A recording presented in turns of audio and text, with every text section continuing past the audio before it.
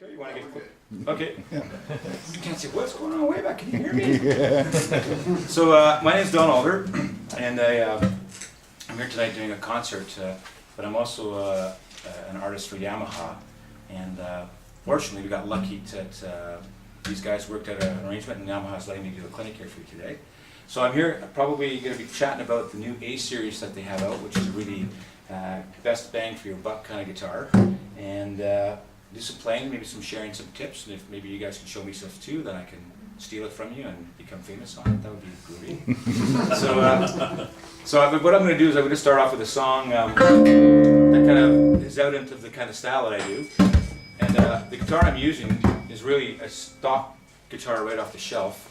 So I'll give you an example of the quality of sound that you're getting. Now this particular model is actually the scaled down one that I'm using, and the model above is right there. So there's two models. One has a little bit less preamp without all the modeling in it, and one has a dual source, kind of, so to speak. You get the regular piezo, then you get mic modeling. So we'll kind of look at both of those. So anyways, here's a little piece. If you got any questions, want to be interactive with this, and what I'll do is maybe play a couple tunes, talk a bit about the guitar, and then maybe get into a couple of techniques that you might want to incorporate to your playing and do that. Is that all good kind of stuff? Or sounds good. Anything special that anybody wants? Because we have to remember this is like we got about an hour and a half, so we can't really dive too much into one-on-one instruction, right?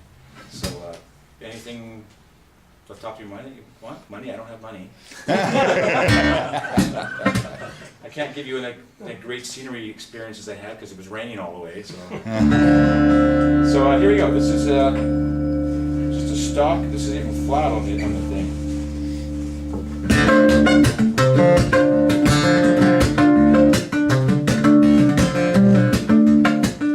Loud enough? Yeah.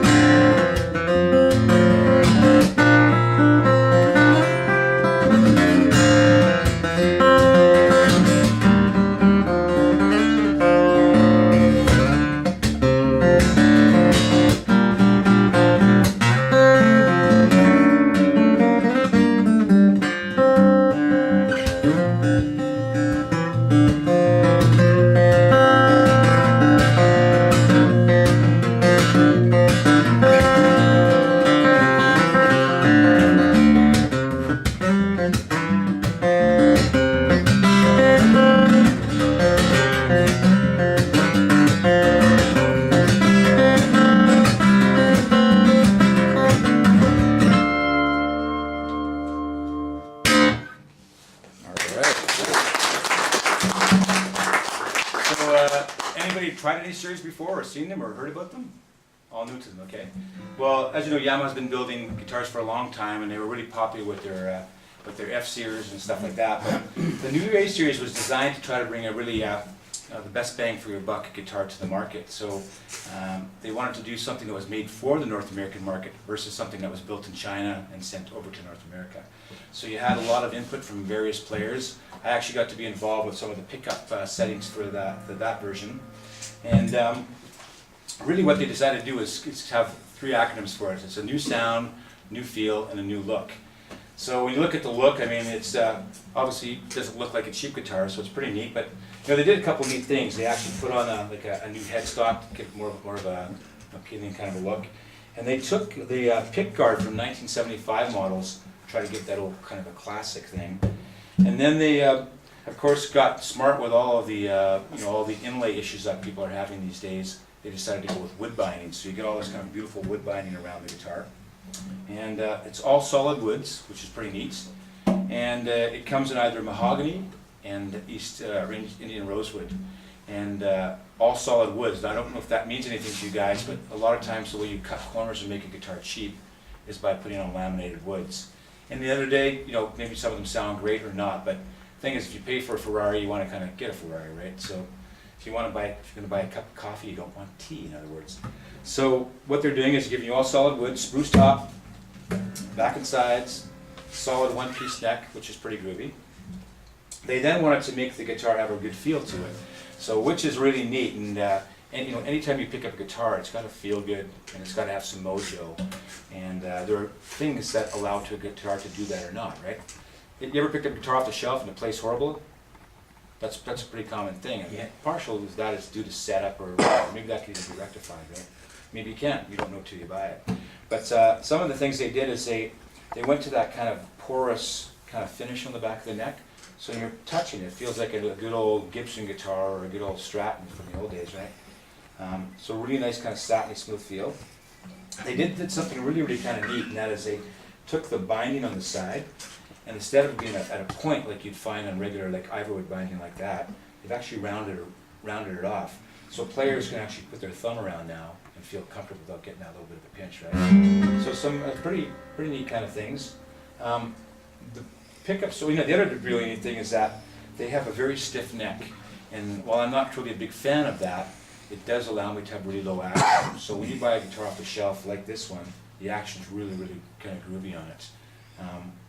And you really can only get that with a stiff neck. If you start, you know, messing around with necks that aren't stiff, you're going to get with all sorts of problems when you try to lower the action down. You're going to get buzzes and stuff like that. So this, right off the floor, sounded pretty decent, right? And the pickup in this is just their basic pickup. This is what they call the SRT version. It gives you, 3 pieces of EQ. You got low, mid, high. You got a tuner. You got a feedback control and a volume. So just very stock, right off the saddle pickup. And it actually sounds, I hope it doesn't sound better than mine. We're going to find out in a minute. But so there you go. It's got a built-in tuner. Now with this particular system, when you engage the tuner, the guitar still plays. And on the new version, which I'll talk about in a second, the guitar goes silent. So that could be a benefit for you or not. The kind of concerts I do, it's pretty much solo acoustic guitar, though I do a lot of singing. And I have found between songs I'm doing a lot of different tunings. So sometimes it's nice to maybe turn it off so people aren't always exposed to it, because they can only take so much tuning before the audience starts getting kind of pissed off at you. So, and there's lots of ways to explain it. You can blame it on them. I'll say stuff like, it's got to be perfect for you guys, right? So it's your fault. That only works for a while. So sounds good for $700. It's been amazing. So I'm going to. So that's in a standard tuning? This was in my own tuning. It's called DADSCE, like a D minor 9 tuning. So what you're doing is you're taking, you're dropping the E to a D, keeping the A, keeping the D, the G goes down to an F, and then the B goes up to a C, and then your E drops down to a, this stays at E. So D-A-D. So what's funny, have you guys done lots of open tunings at all? Oh yeah. Okay. Yeah. So you know all the different acronyms like dad, gad, bad, gad, cad. This one's dad feces, so there you go.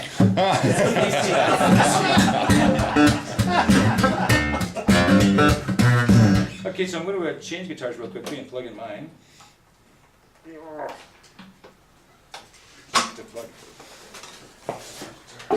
Now mine is stock as well, but what I wanted to do was give myself a bunch of variations and options for concert playing, and that's as I added an additional pickup. So I'll show you I shouldn't be doing that.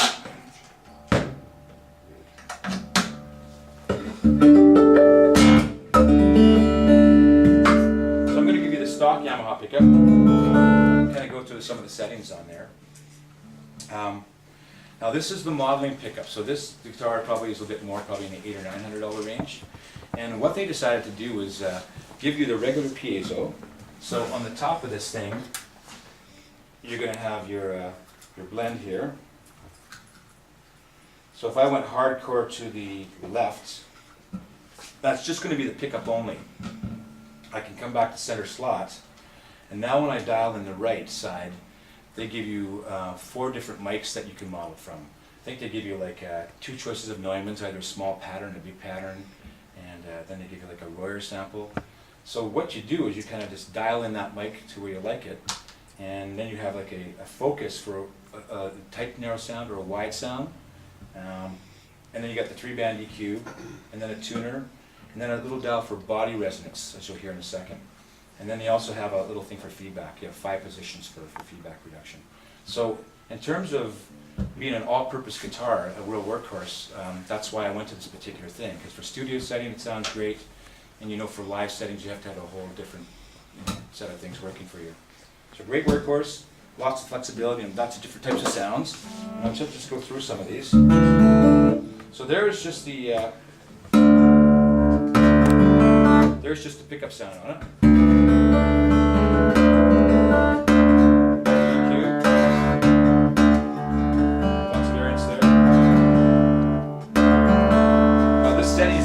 If you were in stereo, but this is the wide and the tight. Wow.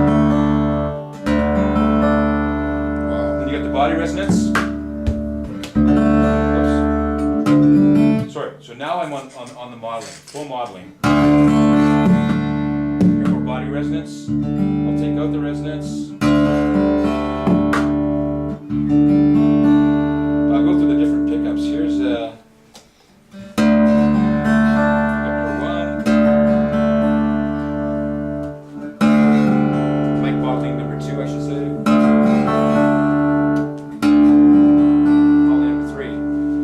what I really do is I just start blending in various sounds.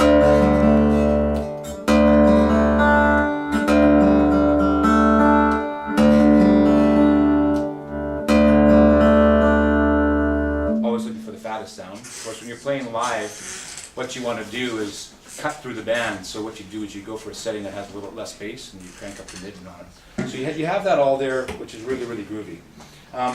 The thing for me though is I like to do a lot of percussive stuff like the new style players, and while the guitar will give you that, I've added like a little magnetic pickup here. It's got a little microphone in it, so I can do stuff like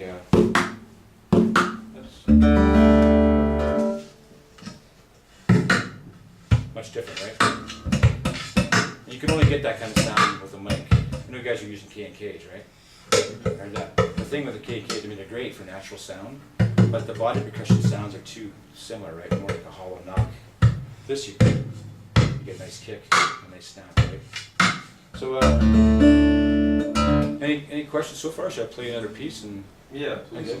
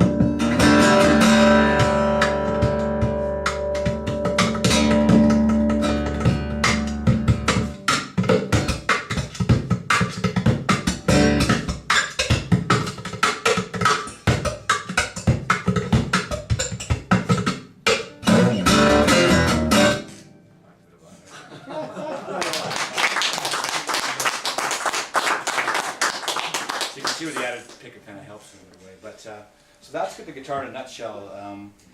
And you know, when I first got it, I was like, no, I don't want to get away from my big hand-built guitar. But it really has been a great workhorse for me. And until one time, and that was when I was just getting ready to go to the Guitar Idol in the UK.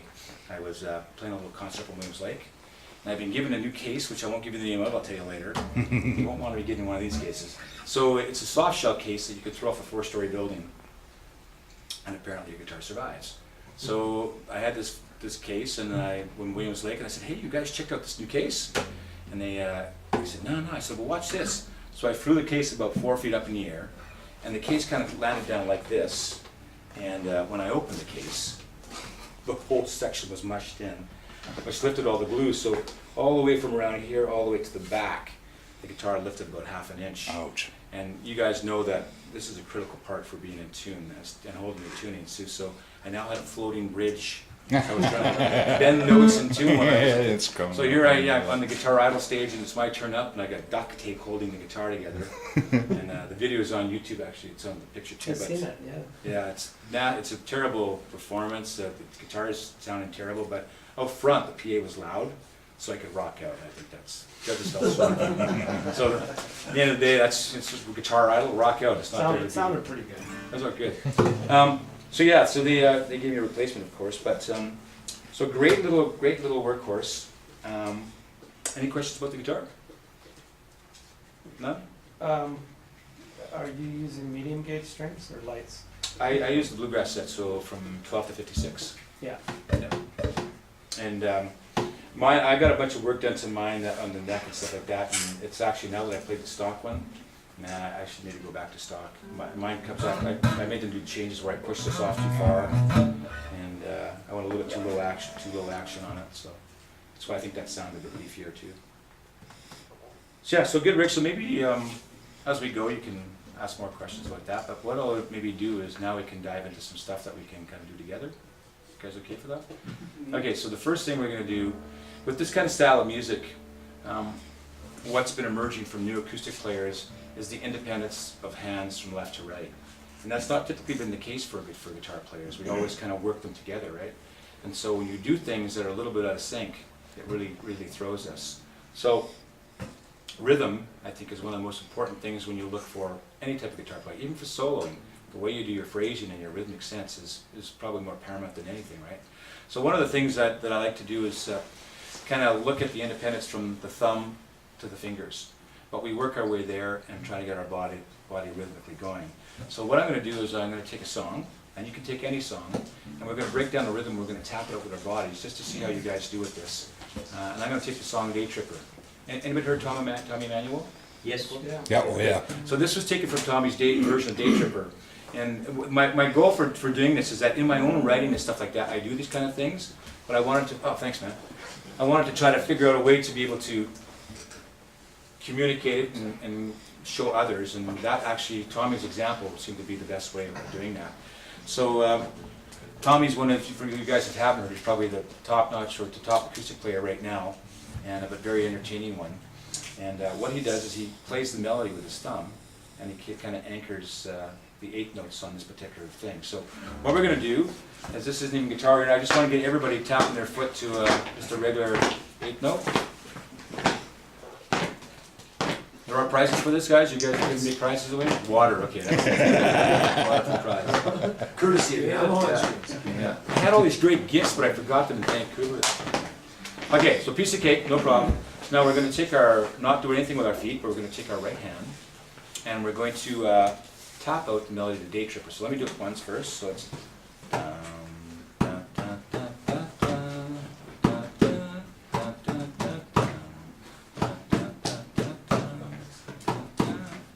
you got that? Okay, so we're going to go back to this foot, do a real slow 8th note here, go on. Now the idea is we're going to introduce the right hand, and the foot has to keep that exact same beat. You can't add beats or take away beats. See how big he is? He's going to walk around and hit you in the back of the head if you don't do it properly. So on 4, we're going to bring in our right hand and we're going to do that melody, okay? So watch me first. 1, 2, 3, 4.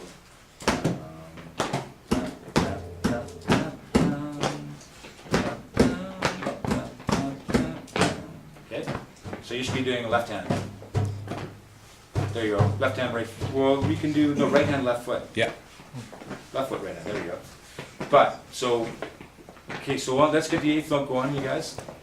Toe might be easier than heel, yeah. Toe versus, yeah, toe versus heel. That's where we off, we don't do that. And what's going on back there? Oh, that's okay. Okay, so on 4, you guys, we're going to bring in the hand, tap out the melody, so 1, 2, 3, 4, and just keep it going.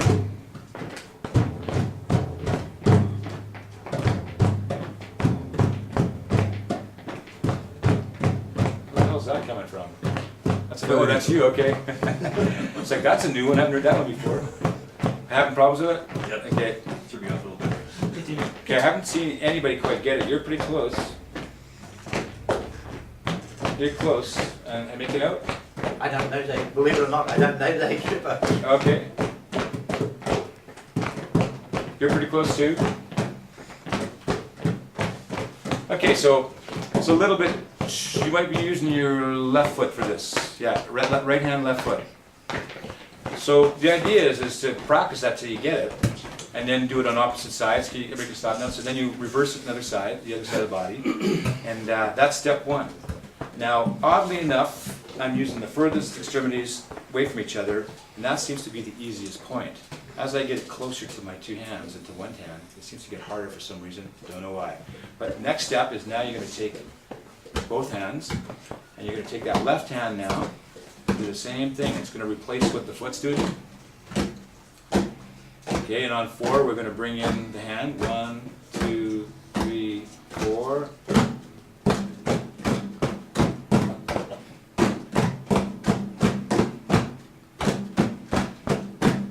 Okay, keep it going.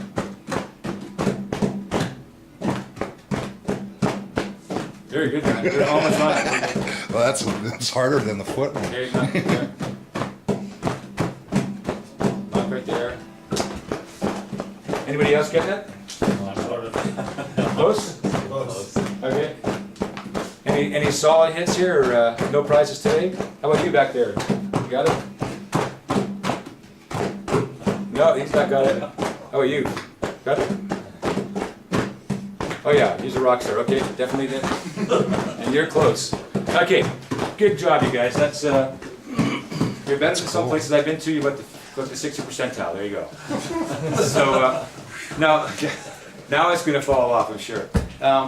So I mean, the reason is like, what are we doing this for? Well, like I said, you just want your body to kind of always be relaxed and playing rhythms and just kind of being able to do things spontaneously, right? So next step is we're going to go to one hand.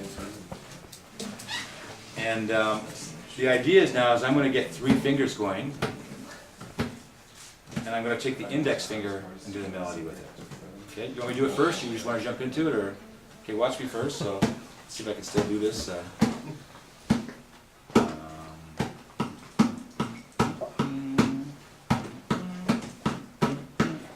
there you go. So on 4, let's get the fingers going. Okay, on 4 I'll bring in 1, 2, 3, 4. A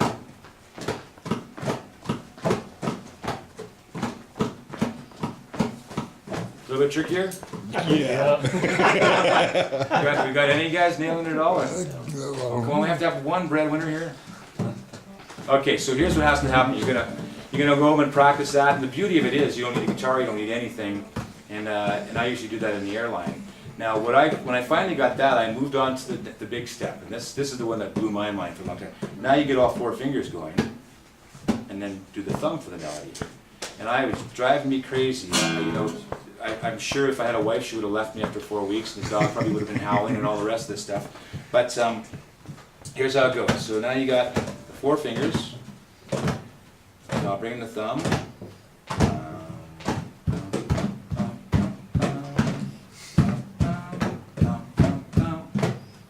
So let's try that. Yeah, right. Wow. Yeah. Okay, so let's get the hand going. 1, 2, 3, 4, and we're going to bring in the thumb now. Now, maybe keep the thumb anchored down. That might help you out. Because Because then that's saying you have to do something specific with the thumb, right? Okay, so on 4, 1, 2, 3, 4.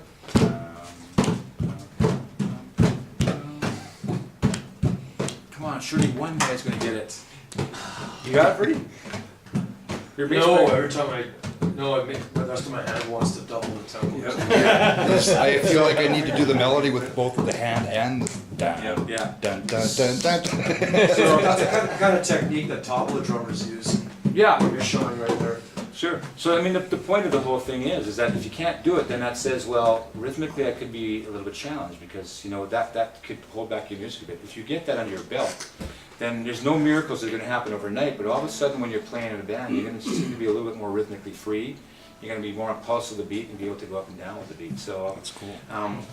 And once again, I think it's one of the most important parts of playing music, right? That rhythmic sense. Any questions on that? No?